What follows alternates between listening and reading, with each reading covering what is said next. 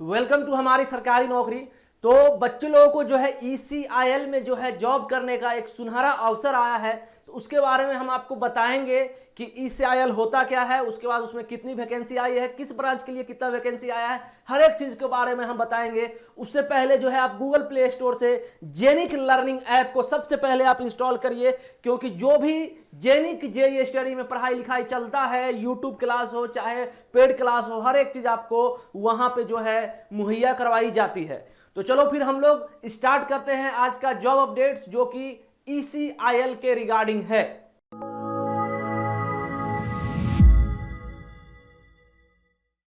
तो ये जो है ECIL का सबसे पहले फुल फॉर्म मैं आपको बता देता हूं, electronics corporation of India limited, जो कि काफी अच्छी वैकेंसी होती है। और यहां पे जो है किस डिसिप्लिन में आया है तो देख बता दे रहा हूं। नंबर 1 पोस्ट में जो है ये है name of post scientific assistant A on contract, और उसके बाद जो है जूनियर आर्टिसियन ऑन कॉन्ट्रैक्ट। सबसे पहले तो ये जो है यहाँ पे मेंशन ही कर दिया है कि आपको जो है कॉन्ट्रैक्ट बेसिस पे लिया जाएगा, मगर मेरे को जितना एक्सपीरियंस है कि इसमें जो है आपको बाद में परमानेंट जो है वो कर देती है ECIL। ठीक है, मेरा तजुर्बा है, मेरा एक्सपीरियंस है, वही एक्सपीरियंस आपको मैं बता रहा हूं। उसके बाद लोकेशन कहाँ रहेगा? मैसूर रहेगा, जानते ही हो मैसूर काफी सुंदर जगह है कर्नाटका का, तो ये कर्नाटका में। और नंबर ऑफ पोस्ट अगर बात करें साइंटिफिक असिस्टेंट का तो 4 पोस्ट है, और जूनियर आर्टिसियन का कितना पोस्ट है? 15 है। और अपर एज लिमिट कितना है? 35 ईयर, 35 साल। 35 साल के पास 35 साल जो है आपका एज होना चाहिए। और पहले वाले का जो सैलरी है साइंटिफिक असिस्टेंट का वो है 21,270 पर मंथ, और सेकेंड वाले का जो है 19,324 पर मंथ है। ये हो गया।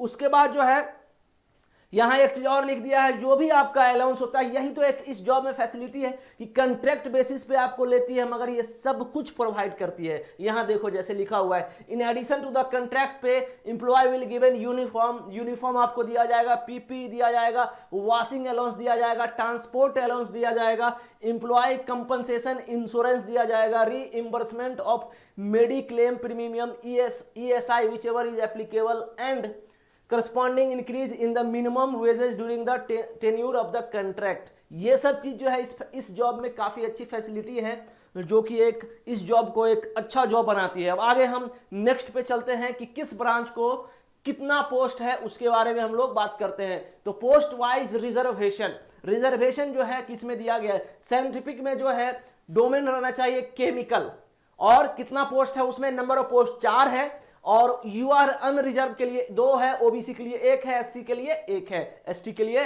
नील है। आगे बढ़े हम, तो ये जो है पहला नंबर हो गया। अब दूसरे में जूनियर असिस्टेंट में क्या है? जूनियर आर्टिसियन लिखा हुआ है, असिस्टेंट नहीं लिखा हुआ है, ध्यान दीजिएगा, आर्टिसियन लिखा हुआ है यहाँ पे। और इलेक्ट्रिकल का जो है 4 वैकेंसी है, उसमें अनरिजर्व के लिए 2 है, OBC के लिए 1 है, और SC के लिए 1 है। और केमिकल प्लांट ऑपरेटर 11 पोस्ट है, और अनरिजर्व 6, OBC के लिए 3, SC के लिए 1, और ST के लिए भी यहां पे 1 दिया गया है। तो टोटल नंबर ऑफ पोस्ट 19 हो गया। अनरिजर्व के लिए 10, OBC के लिए 5, SC के लिए 3, 1 है ST के लिए। ये हो गया हमारा। अब क्वालिफिकेशन का बात करते हैं, तो क्वालिफिकेशन क्या होना चाहिए? तो नंबर 1 में हम बात करेंगे scientific assistant A on contract. ठीक है, तो first class BSc degree with chemistry from any recognised, यानी कि आपका BSc रहना चाहिए किसी भी अच्छे कॉलेज से। और उसके बाद हाई स्कूल जो है पास रहना चाहिए, 12th intermediate with MPC PCM background only. तो यहां पे PCM मतलब कि फिजिक्स केमिस्ट्री मैथ जो है आपका बैकग्राउंड होना चाहिए। अगर आप बायोलॉजी के हो PCB तो आप नहीं एप्लीकेबल हो गए, यहां स्लैश डाल दिया गया है, इंटरमीडिएट विथ MPC। ठीक है, यहां मैथ फिजिक्स केमिस्ट्री। अब जो है हम लोग आगे बढ़ते हैं, तो यहां पे first class 3 year diploma in chemical course. देखिए और मतलब और कौन कौन लोग भर सकते हैं, तो first class 3 year diploma chemical course after SSC वो लोग भर सकते हैं, और 2 year diploma course after HSC high secondary school जो होता है, higher secondary school, 12th with first class, यानी कि आपका 12th में भी फर्स्ट क्लास रहना पड़ेगा। ठीक है, ये हो गया गवर्नमेंट अप्रूव पॉलिटेक्निक इंस्टीट्यूट इन केमिकल डिसिप्लिन। अब दूसरा वाले के लिए क्या क्या चाहिए क्वालिफिकेशन, हम ये बात कर लेते हैं कि जूनियर आर्टिसियन एंड कंट्रैक्ट में कितना होनी चाहिए। तो इलेक्ट्रिकल ट्रेड में यानी इलेक्ट्रिकल ब्रांच में अगर आप जाओगे, इलेक्ट्रिकल ट्रेड है तो आपका should have passed ITI 2 year in trade off electrical with minimum 2 year of post qualification experience in the field of operation and maintenance. आपको 2 ईयर का एक्सपीरियंस होना चाहिए इलेक्ट्रिकल ट्रेड में अगर आप जा रहे हो तो ऑपरेशन एंड मेंटेनेंस में आपको 2 साल का, या फिर यूपीएस में होना चाहिए, उसके बाद नहीं तो बैटरी में होना चाहिए, डीजी सेट्स में होना चाहिए। तो ये जो है ITI वाले भली भांति जानते हैं कि ये एक्चुअली होता क्या है। ठीक है, हो गया। अब जो है हम लोग आगे चलते हैं नेक्स्ट पे। तो सेकेंड में है केमिकल प्लांट ऑपरेटर का कितना क्वालिफिकेशन होना चाहिए, minimum 60% marks in aggregate in HSC।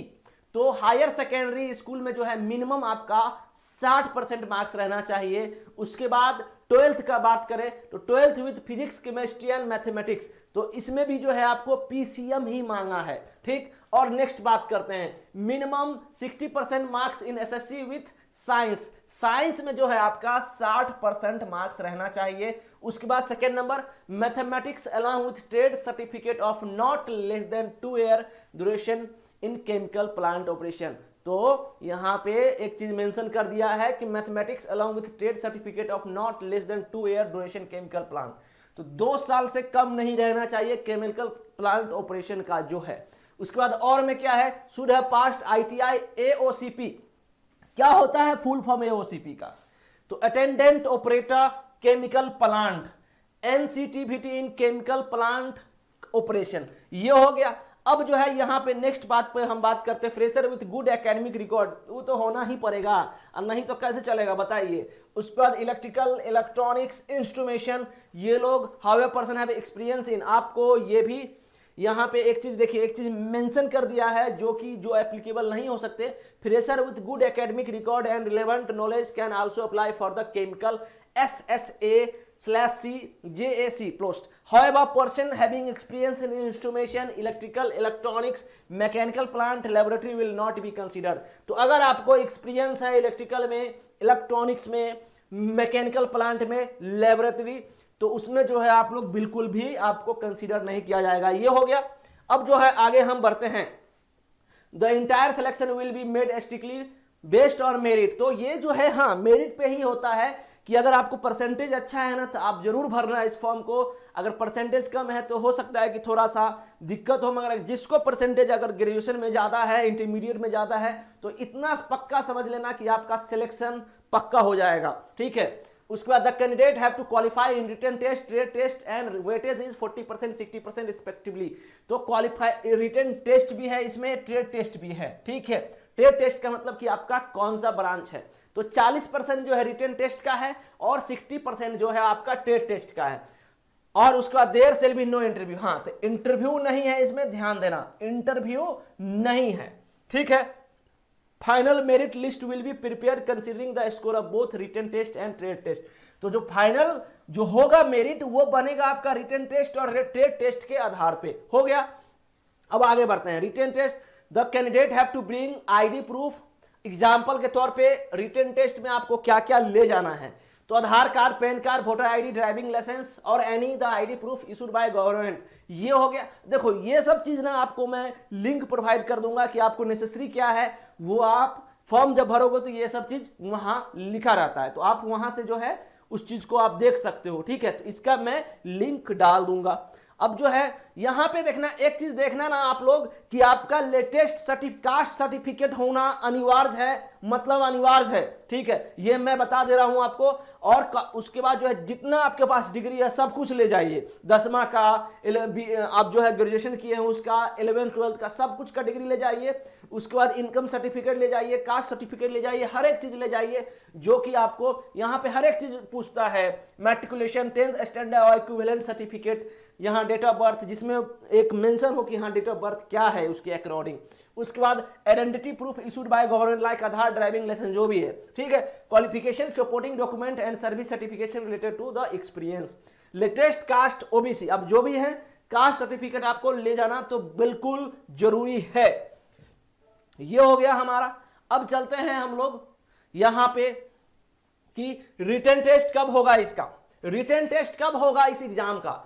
तो यहां देखो, हाउ टेट eligible candidate may download the application form from our website www.ecil.do.co.in पे आप जाओगे तो आप वहां पे इस फॉर्म को भर सकते हो। कब तक, report at 9:30, registration will close by 10:30 hours, date भी मैं बता दूंगा इसका, ठीक है।